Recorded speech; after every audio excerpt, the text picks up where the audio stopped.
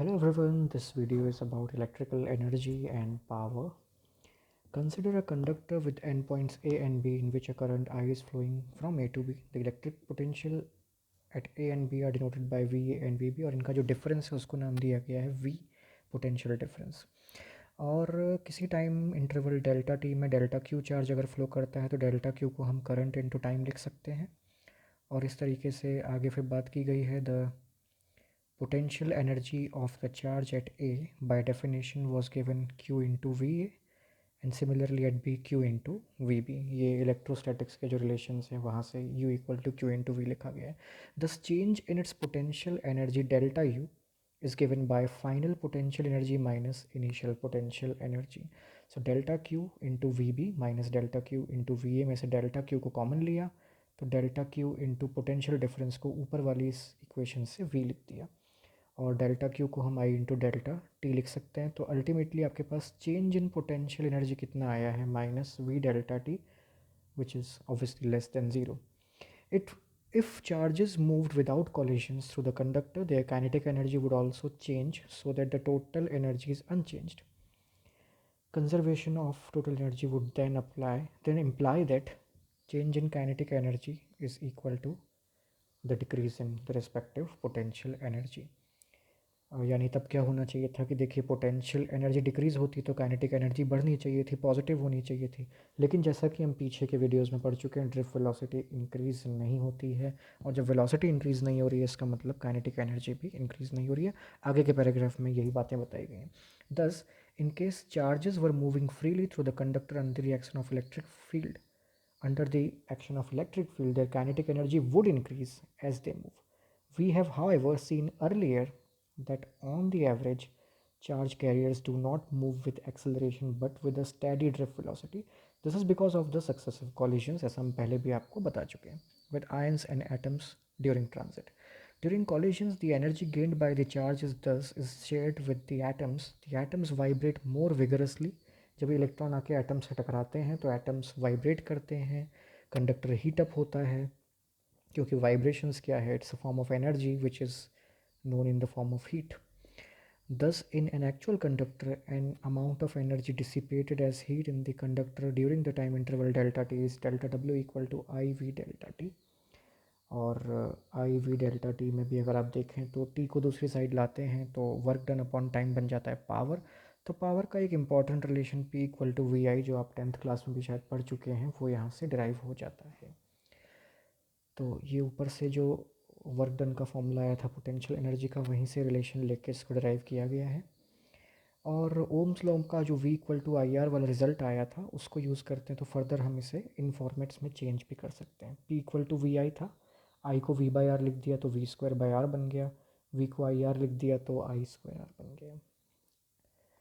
As the power loss ohmic loss in a conductor of resistance R carrying a current I, ठीक है, it is the power which heats up.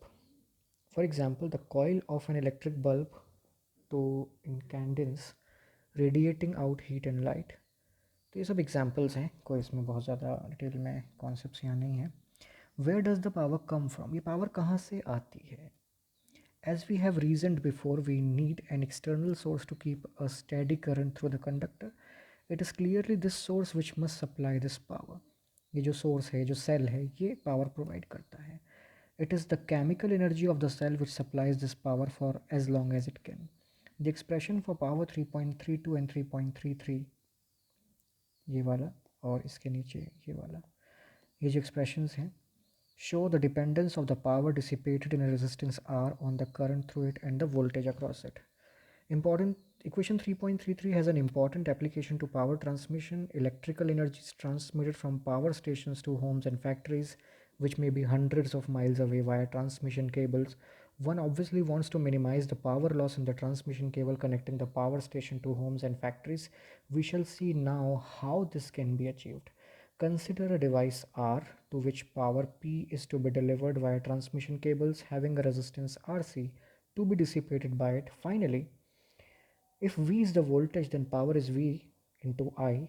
The connecting wires of the power stations to the device have a finite resistance RC। The power dissipated in the connecting wires which is wasted is PC।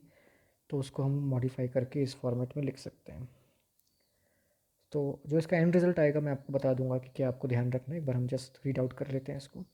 Thus, to derive a device of power P, the power wasted in the connecting wires is inversely proportional to V square. As per this equation, as you can see, the transmission cables from power stations are hundred of mile long and their resistance RC is considerable.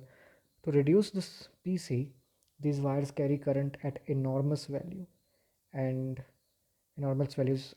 These wires carry current at enormous values of V, and this is the reason for high voltage danger signs on transmission line. जब आप किस high tension line के आसपास देखते हैं तो वहाँ पे आपको लिख के दिया जाता है कि बहुत ज़्यादा वोल्टेज है। तो उसका रीज़न यहाँ पे दिया गया है कि जो पीसी है वो वोल्टेज के इन्वर्सली प्रोपोर्शनल है। जितना ज़्यादा वोल्टेज आप देंगे उतना पावर लॉसेस कम होंगे। इस वजह से हाई वोल्टेज पे ही जब एक शहर से दूसरे शहर एनर्जी ट्रांसमिट की जाती है, इलेक्ट्रिकल एनर्जी, तो हाई वोल्टेज में उसको करते हैं। This is the reason for high voltage danger signs on transmission line, a common sight as we move away from the populated areas. Using electricity at such voltages is not safe, and hence on the other end a device called transformer is used to low the voltage. ये तो खैर आगे के जो chapter number 7 है alternating current, वहाँ पर इस बारे में बात होगी। तो ठीक है, ये सब बातें हैं, आप एग्ज़ाम पॉइंट ऑफ व्यू से एक बार इनको पढ़ लीजिए, ध्यान रखिए, कुछ चीज़ें याद रखनी पड़ेंगी, उनको याद रखिए। नेक्स्ट टॉपिक रहेगा cells EMF internal resistance. So thank you for watching the video. आगे के वीडियोस भी देखते रहिए और पीछे हमने इलेक्ट्रोस्टैटिक के वीडियो भी बनाए हैं, उनको भी आप देखिए।